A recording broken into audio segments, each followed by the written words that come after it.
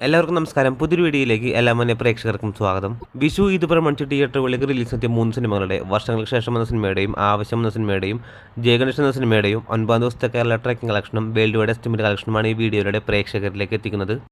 വീഡിയോയിലേക്ക് പോകും മുമ്പ് സിനിമ ലോകത്തെ ഏറ്റവും പുതിയ ബോക്സ് ഓഫീസ് അപ്ഡേറ്റുകൾക്കായി ഈ ചാനൽ മറക്കാതെ സബ്സ്ക്രൈബ് ചെയ്യേണ്ട കാര്യം പരിഗണിക്കുക. ആദ്യത്തെ സിനിമ ഫഹദ് ഫാസിലിനെ നായകനാക്കി ജിത്തു മാധവന്റെ സംവിധാനത്തിൽ കഴിഞ്ഞ വ്യാഴാഴ്ച തിയേറ്ററുകളിലേക്ക് റിലീസെത്തിയ മലയാളത്തിലെ ഏറ്റവും പുതിയ സിനിമയാണല്ലോ ആവേശം.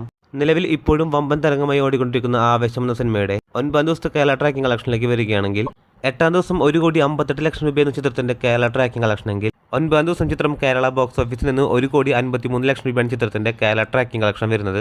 അങ്ങനെയാണെങ്കിൽ 9-ാം ദിവസവും ചിത്രം കേരള ബോക്സ് ഓഫീസിൽ 3 കോടിക്ക് മുകളിൽ രൂപ നേടുന്നതാണ്.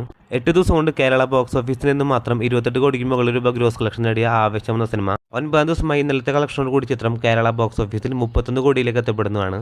അതേസമയം ചിത്രത്തിന്റെ വേൾഡ് വൈഡ് ബോക്സ് ഓഫീസ് അപ്ഡേറ്റിലേക്ക് നോക്കുകയാണെങ്കിൽ 9 ദിവസം കൊണ്ട് ആവേശം എന്ന സിനിമ വേൾഡ് വൈഡ് ബോക്സ് ഓഫീസിൽ 70 കോടിക്ക് മുകളിൽ രൂപ ഗ്രോസ് കളക്ഷൻ നേടുന്നതാണ്. വലിയ ഹൈപ്പോ പ്രമോഷനോ ഇല്ലാത്ത തിയേറ്ററുകളിലേക്ക് റിലീസ് എത്തിയ ലോ ബഡ്ജറ്റ് സിനിമ കൂടിയായ ആവേശം എന്ന സിനിമയ്ക്ക് ഒരാഴ്ച കൊണ്ട് തന്നെ വേറെ ലെവൽ തുടക്കം തന്നെയാണ് കിട്ടിയിരിക്കുന്നത്. കാത്തിരിക്കൂ ചിത്രത്തിന്റെ ഏറ്റവും പുതിയ ബോക്സ് ഓഫീസ് ഒഫീഷ്യൽ അപ്ഡേറ്റുകൾ അറിയാനായി.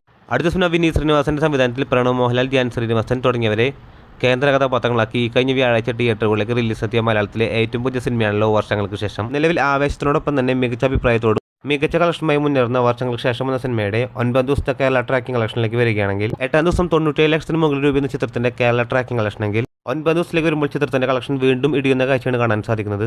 85 ലക്ഷത്തിന് മുകളിൽ രൂപയാണ് ചിത്രത്തിന്റെ 9 ദിവസത്തെ കേരള ട്രാക്കിംഗ് കളക്ഷൻ എന്ന് പറയുന്നത്. 8-ാം ദിവസം കേരള ബോക്സ് ഓഫീസിൽ 1,50,00,000 മുകളിൽ രൂപ ഗ്രോസ് കളക്ഷൻ നേടിയ സിനിമ 9 ദിവസമായി ഇന്നലെയും ചിത്രത്തിന് 1.5 കോടിക്ക് മുകളിൽ രൂപ നേടുമെന്നാണ് പ്രതീക്ഷിക്കുന്നത്. അങ്ങനെ വർഷങ്ങൾക്ക് ശേഷം എന്ന സിനിമ 9 ദിവസം കൊണ്ട് കേരള ബോക്സ് ഓഫീസിൽ നിന്ന് മാത്രം 23 കോടിക്ക് മുകളിൽ രൂപയാണ് ഗ്രോസ് കളക്ഷൻ നേടാൻ പോകുന്നത്. അതേസമയം ചിത്രത്തിന്റെ വിദേശ രാജ്യങ്ങളിലെ ബോക്സ് ഓഫീസ് കളക്ഷനിലേക്ക് വരികയാണെങ്കിൽ കഴിഞ്ഞ ദിവസങ്ങളിലായിരുന്നു ചിത്രത്തിന്റെ UK, അയർലൻഡ് റിലീസുകൾ ഉണ്ടായിരുന്നത്.